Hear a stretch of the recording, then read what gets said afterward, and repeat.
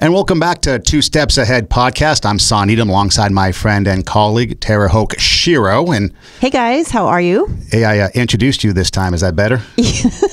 I'm always hanging on the edge. I'm wondering if I'm going to do it or you're going to do it. So living on the edge. Well, last time we talked about bringing out the paparazzi. Yes. And so obviously you could see we have no paparazzi. So I thought I would just do it. I'd be your paparazzi. I ordered them. They didn't show up? No, they did not. I put out the press release that we would be here so that they could, have the right location. Not. But hey, so it is the holiday season, and I was out shopping. I seldom shop because the malls and the stores get crazy, and you can do everything online nowadays. So it's easier, and then you can ship the gifts to the people. Oh. So you don't actually have to see them. You are not doing during the that, holidays. Are you? And then just put a gift note in there that says Merry Christmas, Happy New Year. See you when I see you. That's like a lump of coal. Yes. So that way you don't have to deal with people. Wow. Order online, drop ship, done. Unless they're in another state. Yes. Do you do that local? Yes. Oh. Everybody. My mom and dad too. Oh. I wouldn't have to see them. So what do you open? No. See, I'm at the point where I don't really, for me, Christmas and the holidays, I don't really care about the gifts anymore. I just don't. I think I've gotten past that. I think for me, it's more about just recognizing what the holiday season is. I'm also trying to just emphasize or focus on, what 2020 is going to be like. I don't do resolutions. I'm not into resolutions. I might change that for you. But I just it's about the holiday season. So for Christmas, if you come from a religious background, obviously it's about Jesus. Being born in a manger in Bethlehem. If you're not a religious person, maybe it's family, maybe it's community, maybe it's tradition, maybe it's helping others. So just depends on whatever it is that the holiday season means to you. Then you should just embrace it and run with it as much as you can. And for me, it's just about family being together, and not necessarily so much about the gifts. And as we talk about that, I'm thinking about a story. So I'm in a store, and I'm looking for something, and I happen to see a lady who shaved her head or has a shaved head. And for those that may or may not know me, for those that know me, I don't have any hair. My head is shaved. Those that don't know me, I'm not taking my hat off, so screw you. But I was sitting there, and I always like to make a comment or make some sort of reference to them, like, hey, nice haircut or something. I like the way you do your hair. And then I show them mine, and then we get a little chuckle out of the deal. And so anyway, so I was shopping, and I saw this, it's probably some department store. And so I saw this one gal, and she was a little bit a ways, and I'm not gonna like run up to them and be like, hey, and stalk them and be like, what's going on? This weird dude is like, assaulting me. So I'll kind of like mosey my way and just kind of pretend I'm browsing, and then approach them, and then be like, oh, hey, I like your hair, and then show them, and then we get a kick. And I'm always cautious because you never know what the other person, how they're gonna respond. But so as I was kind of moseying my way over there, I kind of overheard some other ladies talking about her and her shaved head or her hair. And I was thinking to myself, I was like, okay, first off, you never know what the person or why they have it. Some might just have it because they like it that way. They like it short. I know some people, we've talked about in the past episodes about hair a little bit, but some people like the pixie cut. Some people like the shave cut. Some people like their hair longer. Some like a combination where maybe the hair is long but shaved underneath. And so I was kind of listening to these people, kind of eavesdropping on these people talking about this lady's hair and how it made her face look, kind of oblong instead of round, and how her cheeks were higher than they should be because there wasn't any hair to cover. And I'm kind of listening to this, and I'm like, do these people even have any idea of maybe why she has her hair shaved? A, maybe she likes it. B, maybe she is a cancer survivor and was going through chemo and lost it. C, maybe she had kids and maybe there was lice running through the school and she decided to shave it and do something wacky. I mean, you just never know. Maybe she's in the military. There are some diseases, I don't remember the name of it, but there is a disease where you just don't have any hair on your body at all. Yeah, and so no eyebrows or anything. Yeah, so you never know what the case is going to be. And so I was kind of, again, moseying my way around to try to, connect with her and just kind of say something. Because to me, it's fun. I enjoy the people that, I don't do it so much with the guys, but with the gals, because it's a little different. You don't expect them to have a shaved head or really, really short hair. Right. And so I walked up to her and I said, hey, nice hair. I like your haircut. And I took my hat off and I showed her, and she kind of chuckled and laughed. And so I just kind of happened to ask her, hey, so why why did what's the reason for your haircut? Because it's, usually not a traditional thing. And she just said she liked it that way. She was, had it long for a long time. And, I haven't had hair for a while, but when I did, the last time I did, it was kind of shoulder length. So I did have longer hair. Wow. And, you have to wash it. You have to dry it. It does take a lot of time. And so she just wanted something different. And I was like, oh, that's cool. So fortunately, it wasn't anything, like serious, like she was suffering from cancer, went through chemo, lost her hair, anything like that. It was just a personal choice that she made. But it got me thinking, especially at the holiday season, why is it that we're sitting there and like kind of shaming people or talking bad about people, or maybe even like spreading rumors or gossiping about people when we don't even know what the facts are? And I was thinking, they were, for some reason, these ladies wanted to talk about this stranger's hair and how it made her face look oblong, or head look oblong, and her face look, cheekbones a little bit higher than they should, and how hair would help her balance out and her complexion and stuff. I just started thinking, okay, first off, it's the holiday season. That's something that we should not be doing at this time of year. If you're going to do it, don't do it now. But especially, we probably shouldn't be doing it at all. Let alone Halloween would be better. yeah, let alone during the Christmas season, time of good cheer, right? So I was hoping that and then I thought about, here's the other thing. I didn't want to start anything, but I thought about, what if I went and said something to the ladies? Should I have stepped in? And I'm like, well, I don't want to get into it, because nothing in those situations ever get resolved. You know what you could have done to those ladies? You could have walked up and said, excuse me, I'm so sorry, you have a green thing in your, teeth. Turn it around on them. Turn around on them.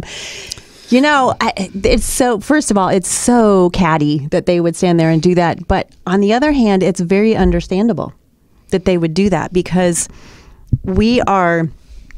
I have searched for online. I have searched for haircuts for an oval face, haircuts for a circular face, or for a square face. They have makeup tips for people with oval or round or pear-shaped faces or whatever.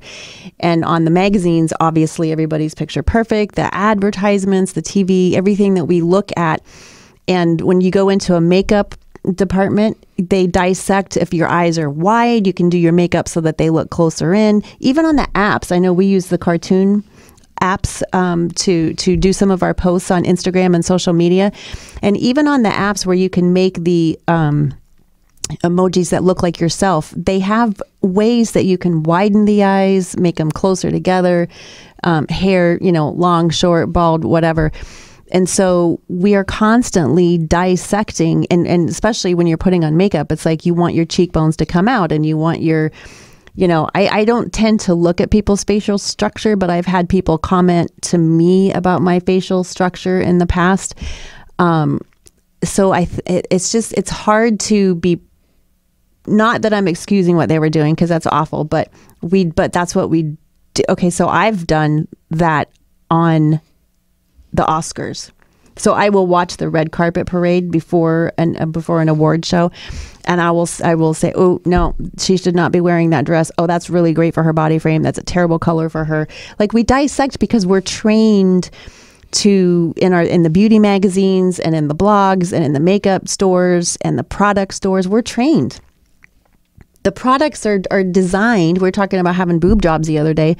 Everything that is on the beauty market right now is not about inner beauty. It's about outward beauty and how to perfect it. So their conversation was totally in line with the way that we handle our society right now. Not that it's not okay, but we're trained that way. We're trained to, you and I even talked about that with my eye. Like, I'm sitting on this side of the table because it's better for my smaller eye, like on the camera for the YouTube watchers. And so we're trained that way. So maybe the question is, how do we live in a society where the women are trained for perfection and then not have a conversation about other people's, dissect another woman's lack of perfection? How does that work? Yeah, no, but I saw the other day somewhere on social media posting that said something along the lines of, outer beauty captures the eye, inner beauty captures the heart. So as a guy, for example, you might find somebody that looks attractive and, oh, she's attractive, I want to get to know her more.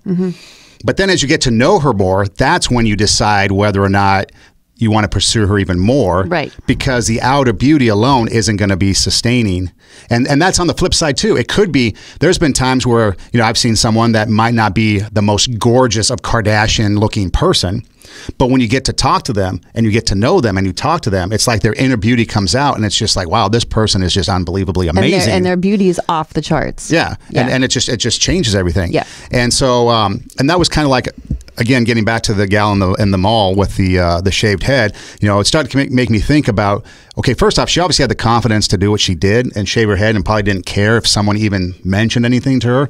But then you start to think about, well, what if she did overhear the conversation and then started to realize that, okay, maybe this was a mistake, or she starts to buy into what they're saying. Oh, my face is oblong, or this is cheekbone is higher than this cheekbone, or maybe my complexion isn't as good as it was with hair. Well, now she's in a situation where either A, she's going and getting wigs because it's going to take a long time for her hair to grow out, or B, she's going to have to deal with this for the next couple of years until her hair does grow out. And so again, it just goes back to, first off, we probably shouldn't be saying anything anyways, well, we shouldn't.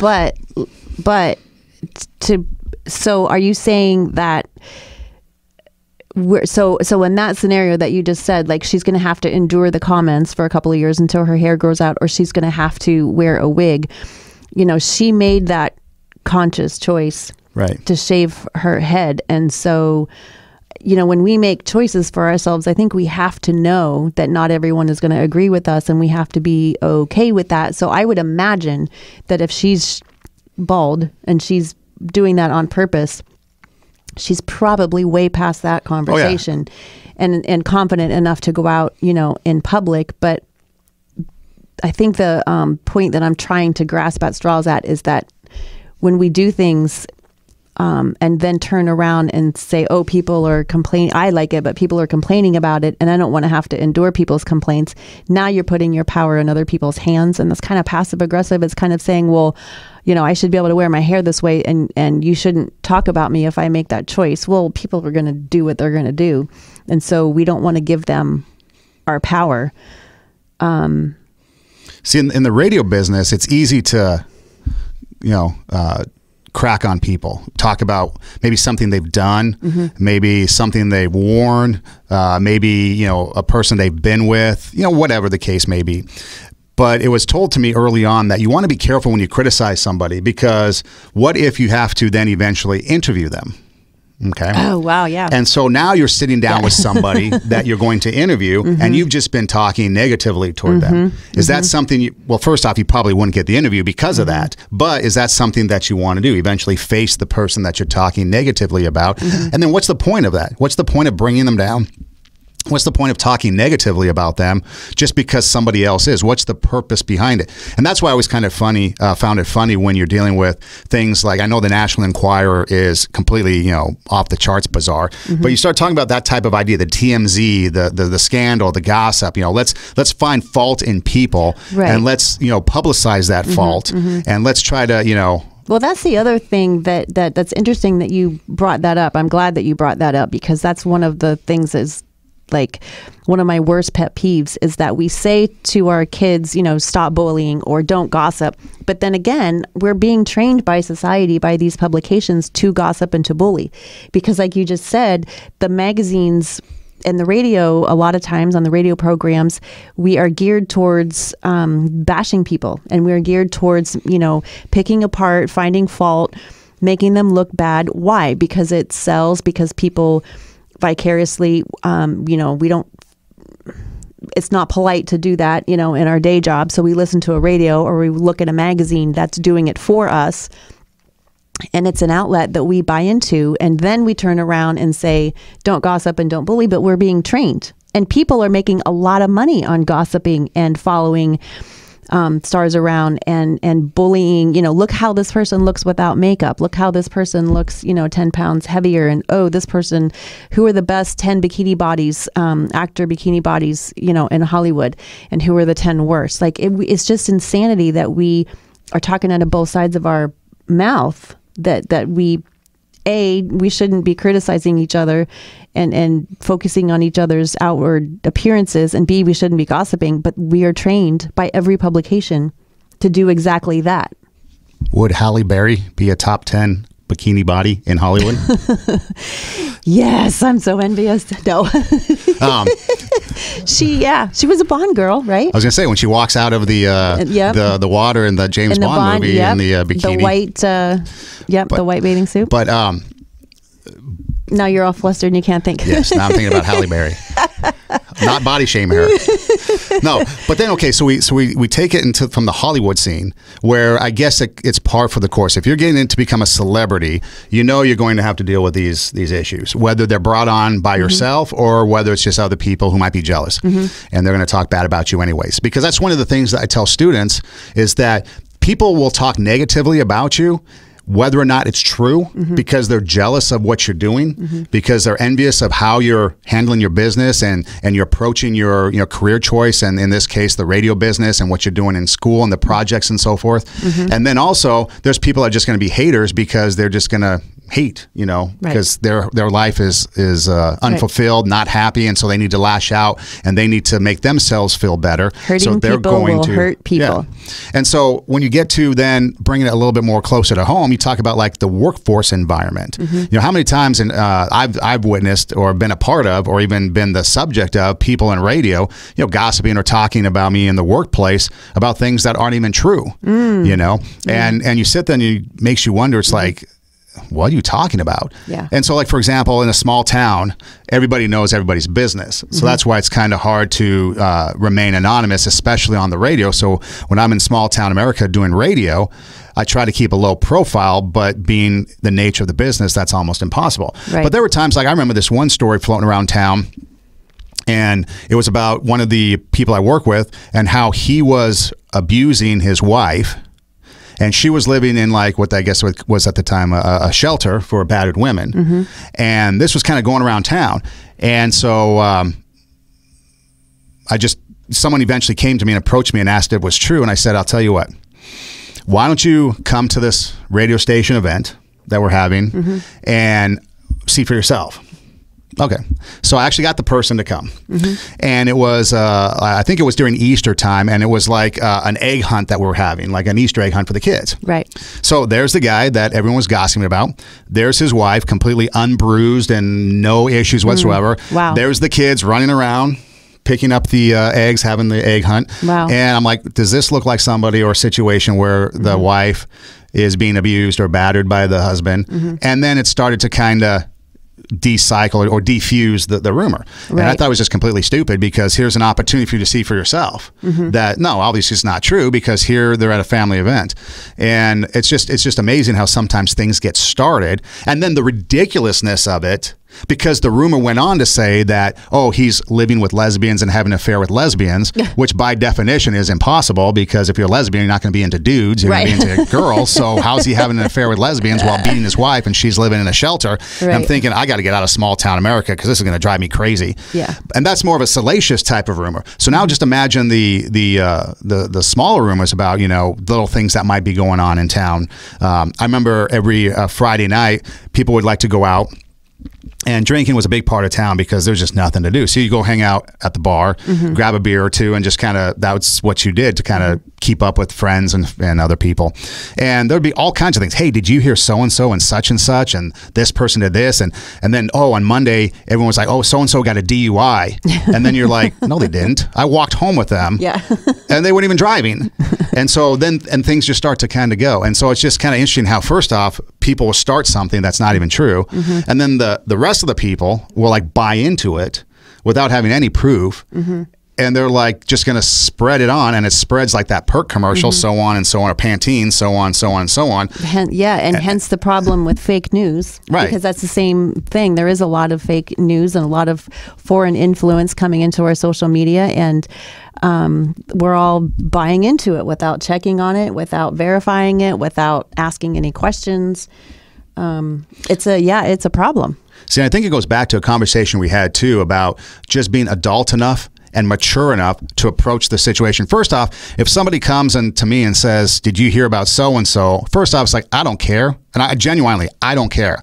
If it's something gossipy or something like that, I'm not interested, because I just don't care. I'm not that vested in people anyway, so I'm kind of a loner, so I'm not going to care anyways. If it's something, the accomplishment or something, I tolerate you. If it's something that was an accomplishment, okay, I'd like to share in that joy with the person and celebrate with them.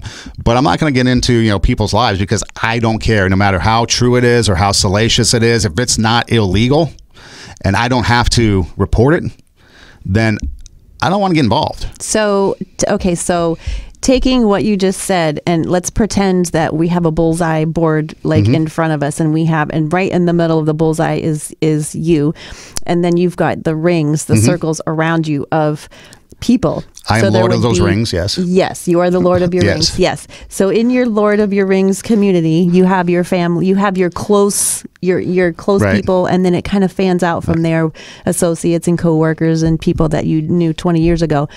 So if somebody approaches you with a story or with information about someone in your outer ring, I'm assuming that you're like, I don't want to know, I don't care. But what if they're like really close? The closer that they get to your bullseye, the close into your inner ring, does Right. that change anything? Because what if there is a concern, and what if there's something that needs to be done about something, or what if people are confused about how do we handle this? Where does it go from gossip to genuine concern and helpful, not hurtful? Well, see, so far that hasn't happened because most of my inner circle of people, whether it be family or close friends, you know, we all can talk and we all know what's going on in everybody's lives anyways. So that that's not gossip. No. That's concern of because we're just talking about what's going on in life. It's when outside people that may be on, maybe the outer ring people are now talking about my inner ring people, which my outer ring people probably don't know my inner ring people because I try to keep that as separate as possible. And so that's another reason why I do keep my private life private, because I don't want the outer rings to know what my inner rings are doing, people. And so so I keep that private life private, so that doesn't happen too much. It gets more to the periphery of, okay, I'm working in an environment and my coworkers might be talking about some things, or I might be hearing things about coworkers. And then I might be like, hey, approach the coworker and be like, hey, this is what I'm hearing about you, just so you know.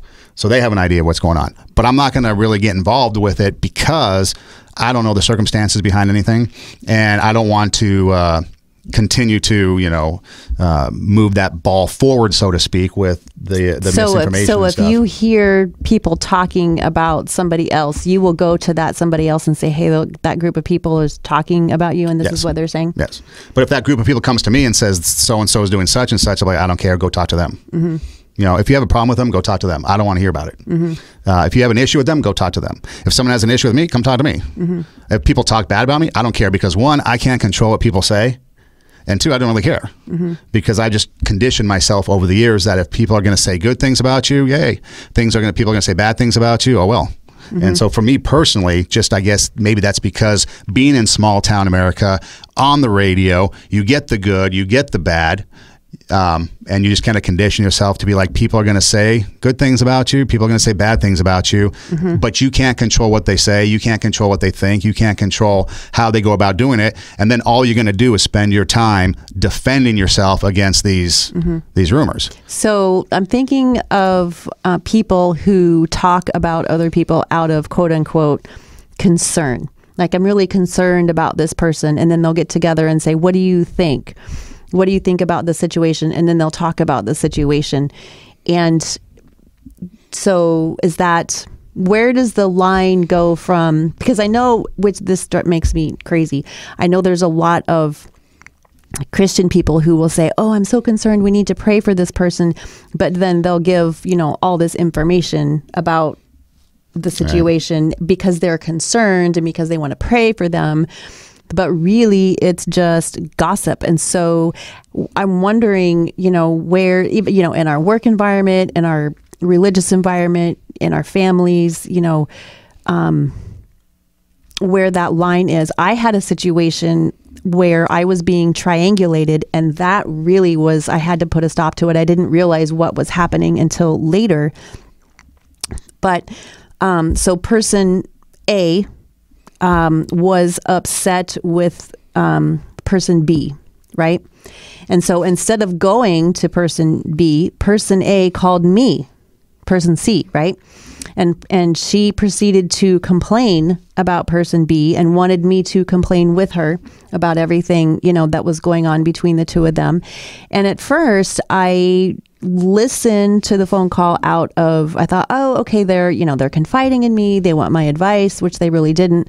But I kind of felt good in the moment because people are, someone's coming to you and they're asking you about a situation. And so then, in this one particular time, then person A says, hey, will you talk to person B for me? Will you talk to them on my behalf? So I did, which I should not have done. This was, and I learned my lesson, but I went to person B. So then person B and I got into a major argument. And I was having to defend person A when I wasn't even bugged by what happened. And so I was having to get into person A's shoes and defend.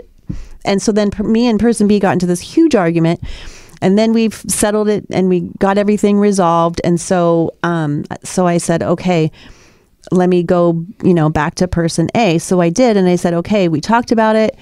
Person B wants to talk to you. So go ahead and call and you can. And so then person A says to me, well, I don't feel like dealing with it right now. I'll just talk to them later, and then never did. I was so mad. I'm like, wait a minute. I just spent all of this energy. Me and person B got into a huge argument, and we didn't even have a problem. There was nothing going on between us at all. And I just wasted all of this energy and all of this time and all of this brain power over something that wasn't even my problem. And now that I quote unquote fixed it for person A, now they don't even want to deal with it. And I was realized at that moment, I'm like, okay, I'm being triangulated. This is my fault that I allowed this craziness on my side of the fence. It's my fault that I got involved at this. And so the next time that this happened, a different season, person A calls me, complains about person B. I'm like, I don't want to hear it. You have to go back to person B. That's you guys' deal. And I told person B the same thing. If there's something going on between the two of you, do not call me. I am not talking to you about it. This is not my issue. It's between the two of you. You handle it, and don't get me involved. I felt betrayed, totally betrayed, in that scenario. And I like for a week, like for days. Wow. It's just so mad. See, I like to think of it as an ABC conversation. Mm-hmm. A, go talk to B. I'm going to see my way out of it. There you go. Because I don't need to be there. Yeah. So, but in that same scenario, let's say one person wants to have some advice as to what they should do. Mm-hmm. So person A calls you and says, here's my problem. What do you think? Mm-hmm. Then you could probably give some advice to that person, be like, well, maybe you should go talk to them, figure out what the deal is, and then go from there. Yes. And then have A go talk to B, and you just see your way out of it. That would have been much better of me to handle it that way. Because again, you never know. I mean, there's been times where I've heard of relationship situations where two people are having a problem and there's strife between them, and maybe they've been good friends for a long time, or maybe they're in a relationship, or whatever the case may be. And all there was a misunderstanding in communication. Right. And it's something as simple as, hey, this is what's going on. Mm-hmm. This is how I'm feeling. What do you think we can do to, address the situation? And then it's something as simple as, well, maybe let's go hang out together for a day, or maybe let's get together, maybe let's go to dinner, or maybe let's talk about it, or maybe, okay, I'm spending too much time at the office, so I'm going to come home a little bit sooner. Or maybe it's like, okay, on these days, I'm going to, make sure that I get my work done in time so I can have the weekends off. Whatever the situation calls for, the Right. resolution. But oftentimes it's just, communicating and going back to, again, being adults and talking to the person and talking to the people, and then being responsible enough so that when that gossip rumor mill gets going, either A, try to squash it, or B, just be like, don't perpetuate the rumor by spreading it, because last thing I'm going to care about is what someone's doing, because I got to worry about what my own self is doing. I'm not going to worry about what they're doing, because I'm going to be concerned with what I'm doing. And if they're doing something, and again, as long as it's not something that might be illegal and it requires me to act on it, I'm not going to really care unless it really gets to the point where I need to feel I step in. But most of the time, I don't need to. I think I also want to address, you've mentioned a couple of different times where people just need to be an adult and just do the right thing. There's a lot of emotions that go into not doing the right thing or not being mature or not having a strong character. When people are talking about us, it hits our fear button. Or when people are talking about other people, sometimes it hits our fear button. Sometimes it hits our I'm not good enough button. Sometimes it hits our rejection or abandonment button. There are issues inside of us that when we don't handle those and get those resolved, it causes us to either feed into the gossip or to be to welcome the gossip because it soothes some sort of a wound that we have, makes us feel better, or we're just afraid to stand up to it because standing up to it might cause, consequences that we're not able to handle. So there's a lot. I think we have to understand that one is, why are we talking about someone? What is the purpose? Are we, helping or hurting that situation? And are we talking, we talked about earlier about shaming people. Are we shaming them? Are we putting them down? Like, can't believe that mom is, there was a woman when my kids were young, she had, I'm going to shame her. She had soda in the sippy cup, and it was like a 18-month-old baby, and I was livid. I'm like, what is she doing? And so I was like shaming her in my mind, and I was like, can you believe that, to other people? I was talking behind her back. So we have to understand why we're doing these things. We have to understand why we're shaming people, why we're gossiping against other people. There was another instance where I was really unhealthy. My daughter was in the hospital. She had a major surgery. The bed beside her, there were two-person room. The bed beside her was a cancer patient. We were in a children's hospital. They were affiliated with the Ronald McDonald House. And so the mom brought the girl French fries and McNuggets or something.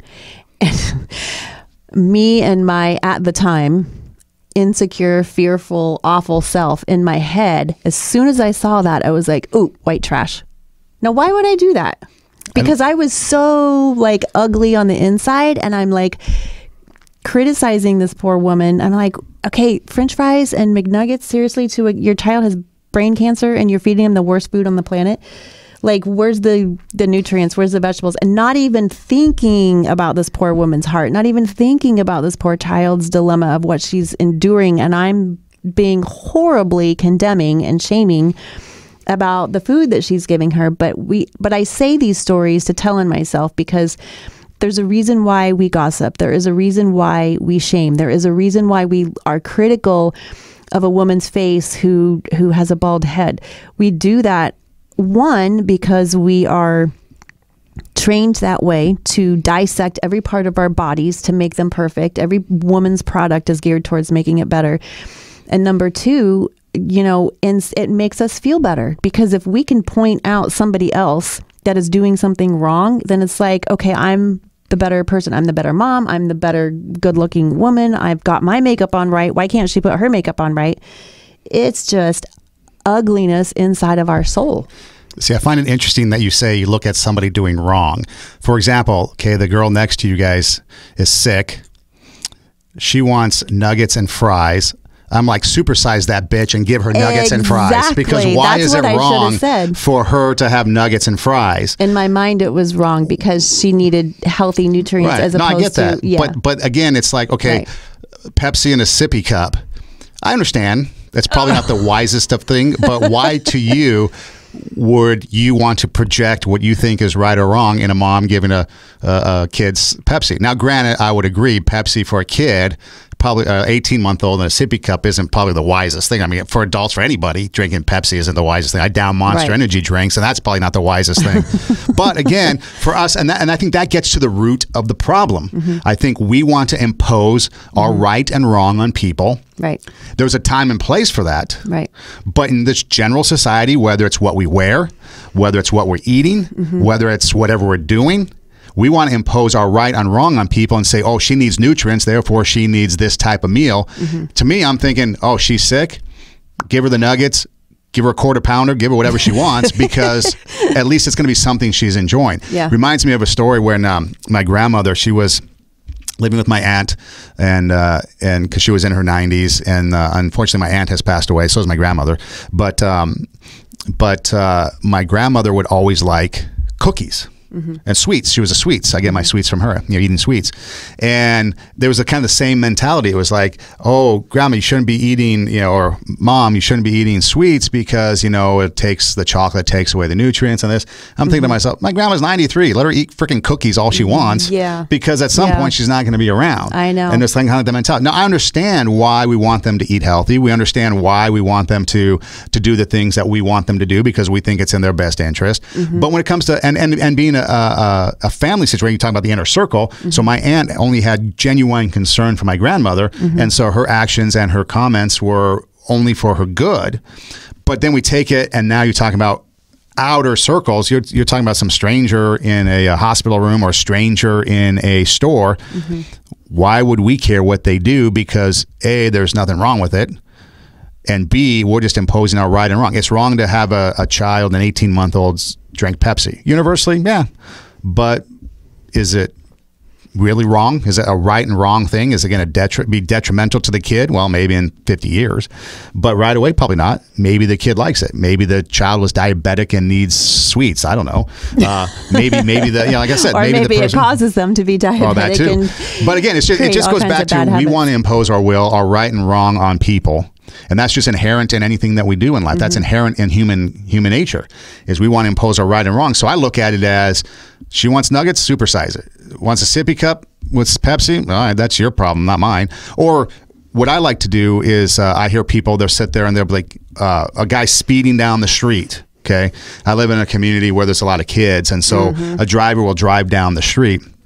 Of course, everyone yells and screams, hey, slow down, kids live here, whatever. And I get that, but that's a different responsibility because you're putting other people's lives at stake. Well, isn't the 18-month-old drinking Pepsi out of a sippy cup putting other people in jeopardy? I don't know if because our health insurance rates are going up, the doctor's bills are going up. As far as I know, Pepsi has never killed anybody. It's full of shit. Do you know there's like, don't quote me, something like 16 teaspoons of sugar or something. Oh, yeah. And it's just... But it's no different than eating it's just McDonald's. Awful. Right. Because McDonald's probably isn't the best, but in that situation, I'm okay with it. Because So I think I was coming from a point, like I said, I was like super, insecure and not healthy at either one of these times.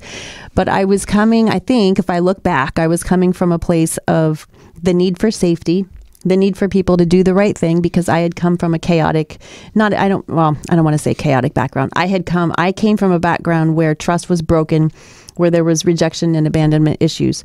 So I needed people to, as I became an adult and a parent, I was looking for people to do the right thing, meaning, keep your decisions should be safe. Your decisions should be trustworthy. And I saw these decisions as, in my mind at the time, not safe or trustworthy, because I was projecting out what I needed onto other people, which is not right. We need to get that vertically. Now I have a close relationship with God and with Jesus, but that trust and safety has to come vertically. We can't necessarily, I know there are things that we need to be safe in our society, but I think that's where it was coming from, a place of fear, a place of safety, a place of trust. And I just saw this as reckless,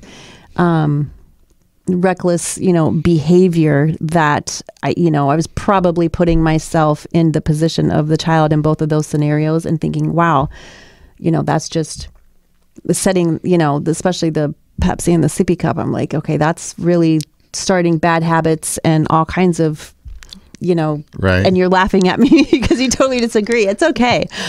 It's just because when you start, that's, I think, where I was coming from in that place.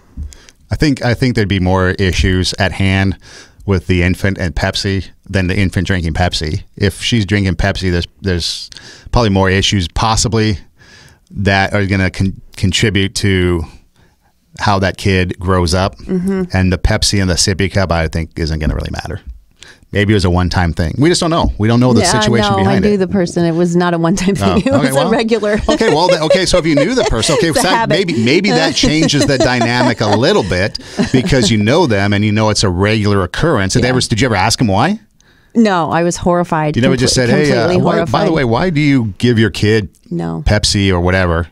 in a sippy cup. Yeah, I know. I was completely horrified. I knew the person. I had been around the person several different times. No, but we were not friends. She had asked me to go out a couple of times, and I resisted, and we never really created a friendship. She had asked me to, but I was. But see, again, that's her horrified. kid, her decision, and she would have to live with the consequences of that. And for me to intervene, now if there was beer, I've seen that too. I would take the sippy cup and drink it myself. Yeah.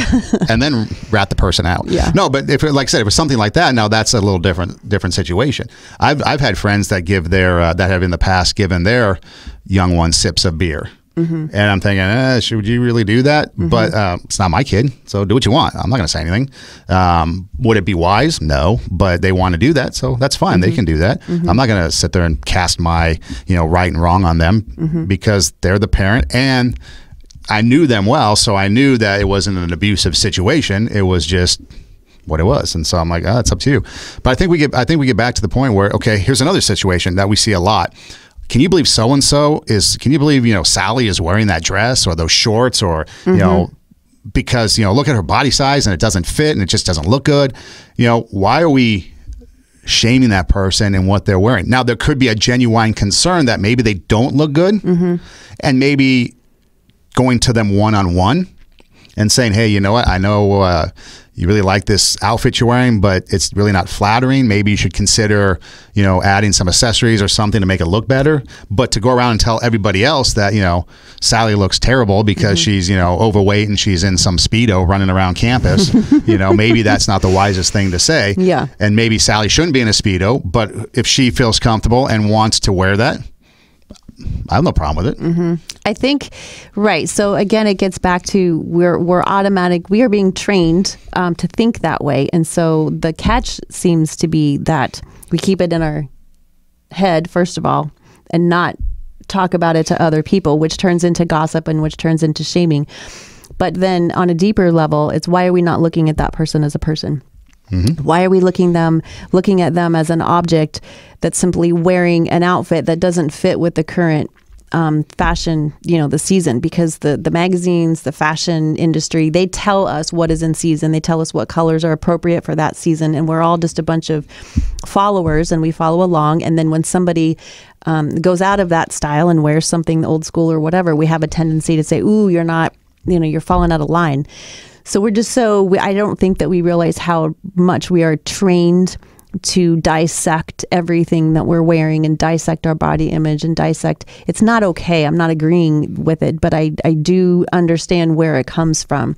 And to not do that, to look at people as people, you have to completely change gears and not look at the fashion magazines. And I stopped listening to the tabloid TV shows that come on after the news, Entertainment Tonight and Access and all those. I just stopped listening because it was sucking me into, oh yeah, I gotta, my waist has to be a certain size and I have to wear a certain length dress and this is the color, and I was just getting so sucked into it that it kind of consumes you at some point. You don't even realize it.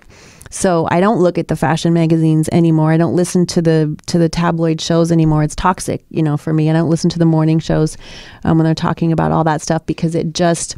So I really focus on. I listen to books on tape. I listen to podcasts that's all about character and being the kind of person who loves people. Like 2 Steps Ahead podcast. And that's what I focus on because it's like a drug, like some of this stuff. And I can say when I'm in my quote unquote right mind, I can say, oh my gosh, yeah, you're totally right. Like we should look at people for who they are and love them and validate them as a person and a fellow human being. But gosh darn it, as soon as one of those, something I see I'm like, oh no, that's not good for her body type. Like it's just an automatic reflex that we've been trained on, and I don't know how to get rid of that because the everything that we consume about body image is about perfection or how to fix. I even looked at Spanx over the weekend for I was looking at things that I wanted to spend my Christmas money on.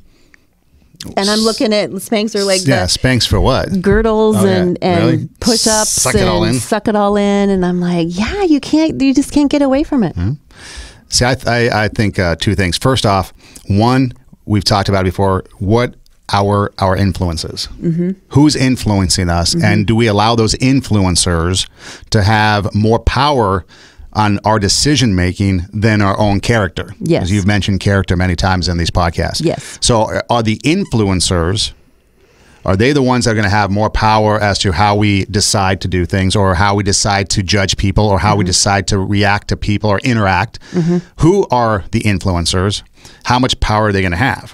It's good to have influencers and people that influence us, but again, we want to make sure we have the right ones so that we have the right perspective in life. If we want to love people and stop and get out of that, then the influencer needs to be, we need to be listening to people, watching things that train our brain to respect other people and love other people as people.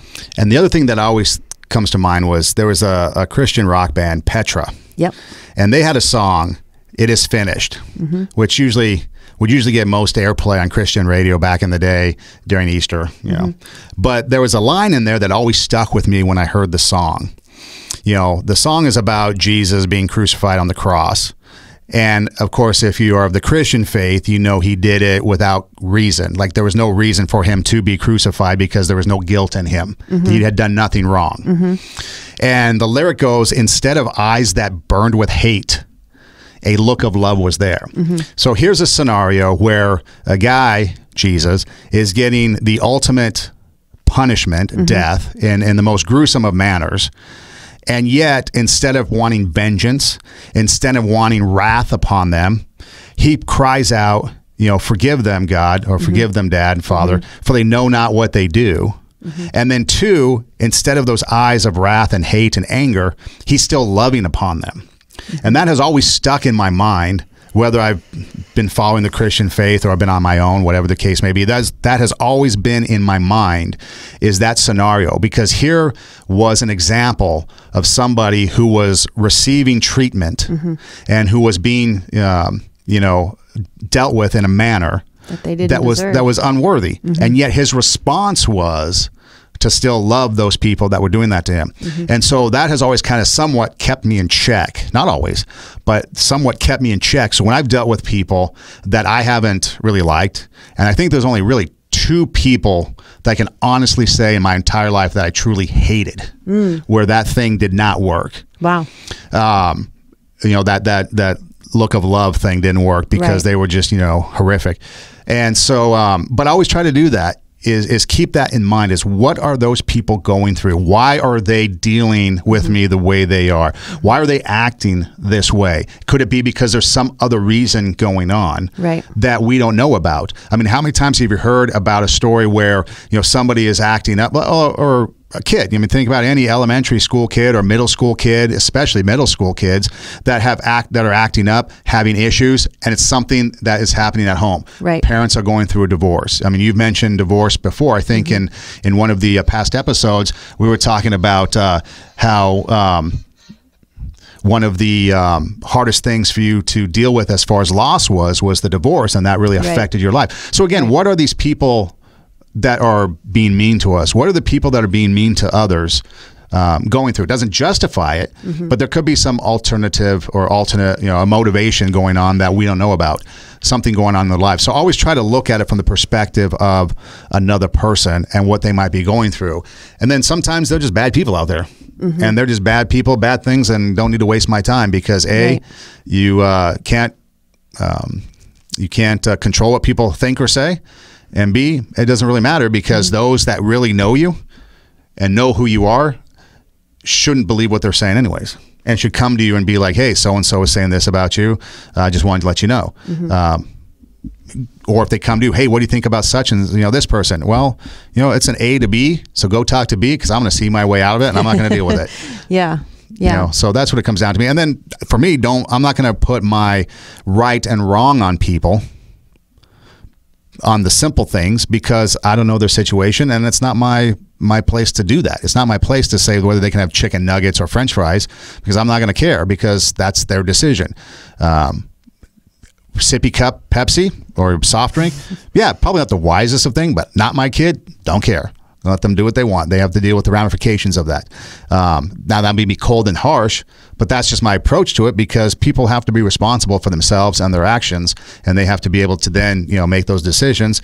And then if it becomes something that might be a little bit hazardous, or like I said, illegal, or something that's a little bit more serious, then it might be one of those conversations where it's like, hey, you know what, is it really a good idea for you to be giving your kid soft drinks all the time? Especially when we know the ramifications of those soft drinks can be diabetes, can be, blood sugar issues, can be who knows what.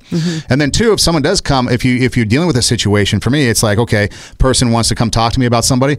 What's the purpose? Oh, they're seeking advice as to what to do. Okay, we'll go talk to them. Are they seeking advice as to how to approach to talk to them?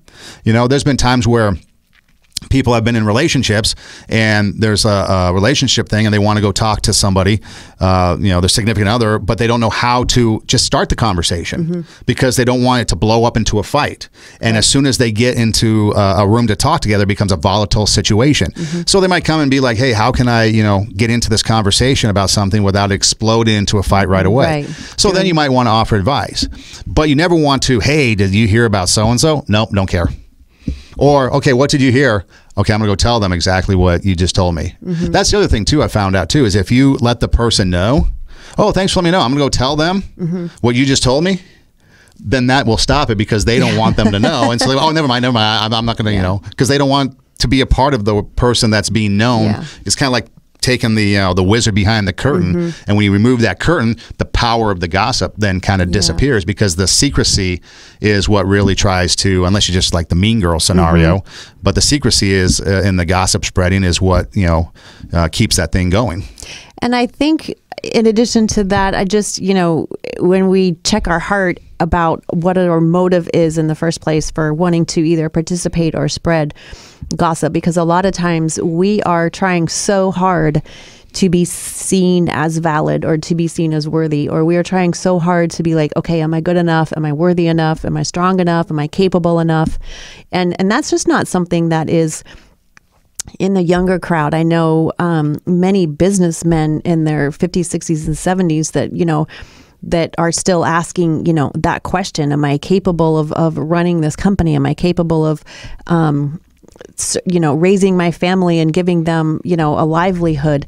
And so when we hear gossip about someone, and when we ourselves are striving so hard to be validated and accepted in the group, or to be socially acceptable, and then we hear gossip about someone, it's so easy to get sucked in, because if we can tear somebody down just a hair, and if we know that somebody else isn't quite cutting it and isn't making the grade, and we're like, oh yeah, she looks so like she's got it all together, and underneath she really doesn't, and you start bringing that person down a little bit, it makes us feel better. And I think that we have to admit that we have to understand ourselves, why we're participating, why we're spreading the gossip, and when we understand our motive for our own motives and then other people's motives, like why do I need to participate this, and why do I get so sucked into it, then it's easier to say, look, okay, this just isn't healthy for me or for other people. It's not serving me well. It's not serving the other person well.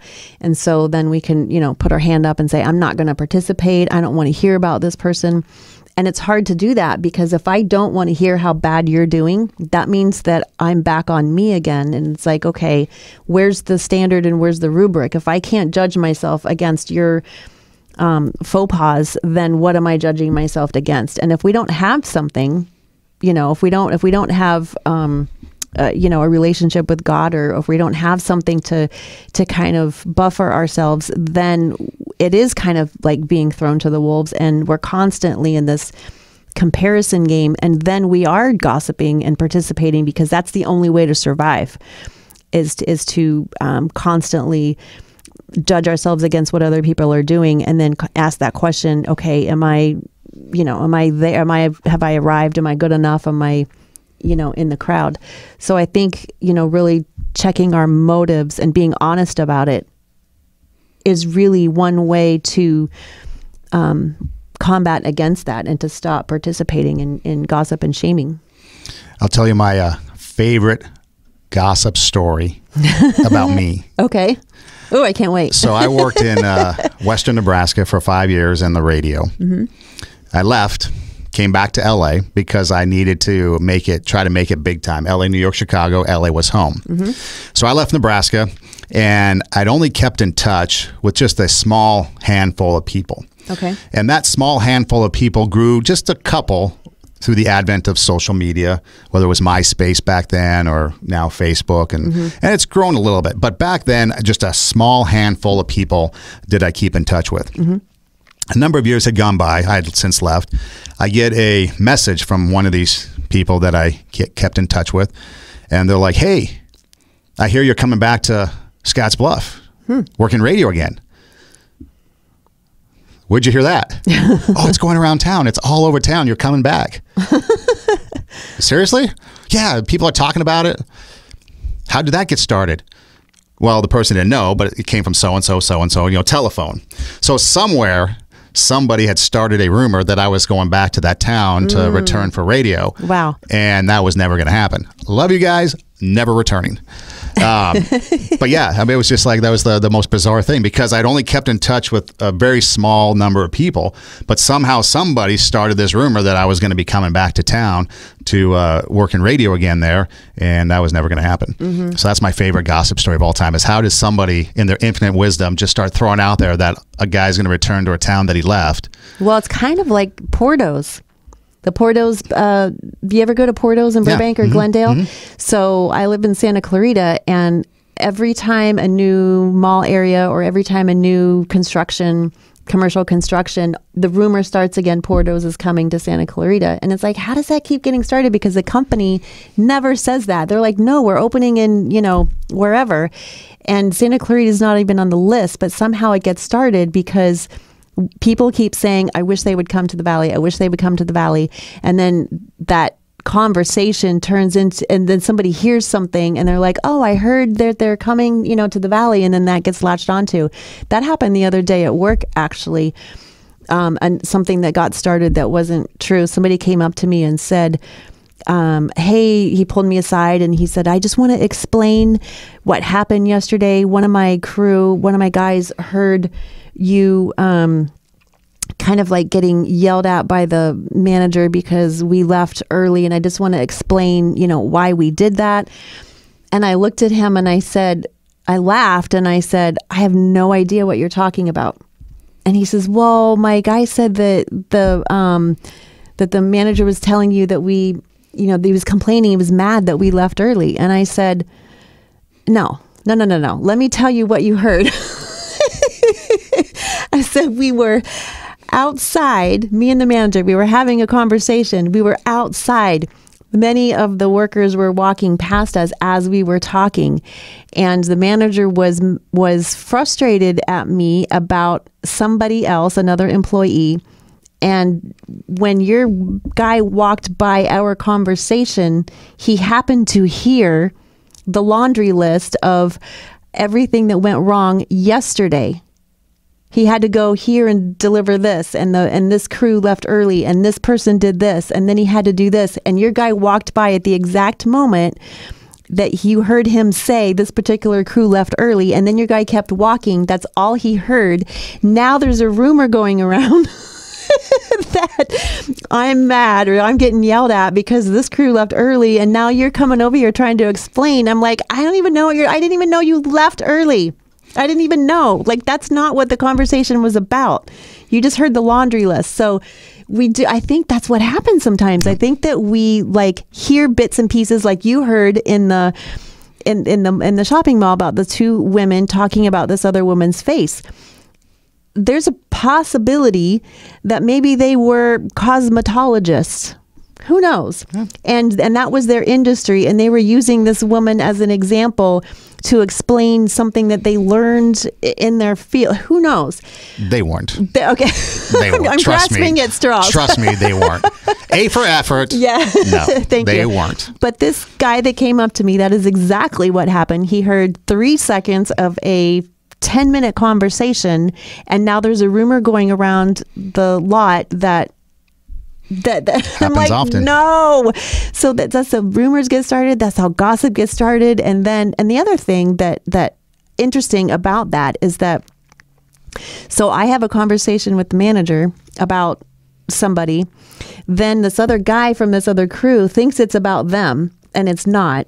So then now I have to have a conversation with this other guy to calm him down. It's like, no, the conversation was not about you. You're good. You're fine. And then that guy has to go back to his guy who hurt us, and he has to have a conversation about him and tell him the story. Then that guy's got to go to whoever else he told and say, oh, no, that's not what was going on. It's madness. That's God. That's like this gossip at work that is just craziness. And we're all having these side conversations and all these sidebars. And we're raveling and unraveling stories. We're gossiping and ungossiping, gossiping and ungossiping, and starting things and unravel. It's like craziness. That's why you should never run with the story that you overheard something. Right? I overheard so-and-so. Okay, stop right there. Go back to the source, find out what was actually said before you go start spreading everything else, because you never know. So as we wrap this thing up, again, talking about kind of gossiping, shaming people, talking about others, Don't. Just don't. But even yourself. Don't shame yourself either. Yeah, don't should yourself and don't shame yourself. Yeah, don't should on yourself. Because you should do what's right. No. But again, for me, it comes down to this. If somebody's going to talk to me about somebody else in a gossipy manner, I just don't care. I genuinely don't care. So don't even bring it up to me. If you want to come and have some advice, I'll share with you my years of wisdom. But for me, it's an A, B, C conversation. A, go talk to B, because I'm going to see my way out of it.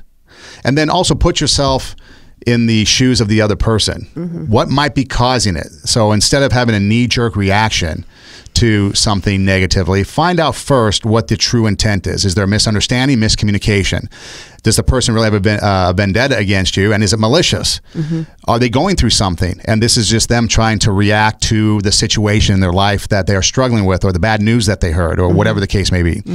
And then the final thing is, don't put your right and wrong on people unless it's completely necessary, whether it be a legal thing or maybe a harming thing, something like that. Because just because someone wants to give their child a McNuggets and fries doesn't necessarily mean that's a wrong thing. Maybe it's not the best thing, but it doesn't mean it's wrong, and maybe there's a purpose or a reason behind it. So don't put your right and wrong on somebody on those little things. Whether they're wearing something they shouldn't, maybe you want to offer advice because maybe you're someone who's an expertise in fashion or makeup or something else, and so you want to give them a little bit of advice, but do it in the privacy of the two of you, so that way it doesn't become gossip. And assuming that you have a relationship with them that you can speak into their speak into their life. Yeah. And then otherwise, just realize people are people, and we need to treat people as if they are what they are. People. Feelings, emotions. I've never known anybody that has had any good feeling about themselves after somebody's talked bad about them, except maybe me, because I just don't care. I think you do care. No, I think it's I really don't. Everybody cares. I just got I really don't. I really don't. And so again, just keep in mind, people have feelings, people have emotions, and it's better to lift them up and to say something positive than to bring them down and say something negative about them. No, I'm all playing. You listen to Brene Brown. She'll tell you otherwise that it's if you completely don't care, then you are off in cold-hearted planet, and like there's an extreme. Like we don't want to care to the point that we're jaded. Oh, I'm completely jaded. That's a topic for another conversation. Then maybe we can continue that. I'm jaded toward life. Yeah, completely. But we don't want to get. There's a middle ground of caring. We don't want to care so much that we're crushed when people say things about us, but we don't want to not care to the point that we are not able to have community in certain ways because we just really don't care. So that I think there's a balance in there. But and I completely forgot what I was going to say. I think that when we are critiquing and pointing out what others are doing wrong, we're definitely not looking at them as people. We're looking at them as objects, and we're not able to love each other in the way that everybody wants us to. Everybody wants peace in the world, but we don't want to take responsibility for it ourselves. So we can start with gossip. We can start with the shaming. We can understand where it's coming from, why we're doing it, why we're getting sucked into it. And then really concentrate on looking at people as people. And the way to do that is to stop critiquing and stop looking at every little thing as right or wrong, and just look at them, hey, how can I have a conversation with this person, get to know this person, love this person in a way that we're just respectful to them. It doesn't mean we're going to be their best friend, but treat them like a human being, the way that we would want to be treated, and they have goals and desires and dreams just like the next person. I do have a heart for others. I do have a heart for you. Reach out to me. Instagram, Edom Rocks, or Two Steps Ahead Podcast. You can also find us on YouTube. Subscribe to our channel, Two Steps Ahead Podcast. I'll show you my bleeding heart on video. Tell them our tagline. Our tagline is, the only part I really remember about our tagline is that we're just a little bit older. So there's the next right step and there's poop. We're highlighting the shit we've stepped in so you don't have to. That's right. So again, that's what this is all about. Just giving you a little bit of what we've experienced in life so that way maybe you learn from it and can avoid the pile of poo that's lying out there in the grass. Don't do what I do. Called life. Yeah, don't do what we do. Thanks for listening. Instagram? Instagram, you can follow me at Tara Hoke Shiro on Instagram, also on YouTube, and that is TaraHokeSchiro. Gmail, Two Steps Ahead Podcast at gmail.com if you want to email us too. But Instagram and YouTube, the best way to go about it. Hey, thanks for listening. Do tell a friend. We'll see you next time. Have a great holiday season. Thanks, guys. No matter when you watch this, have a great season of life. Thanks, guys.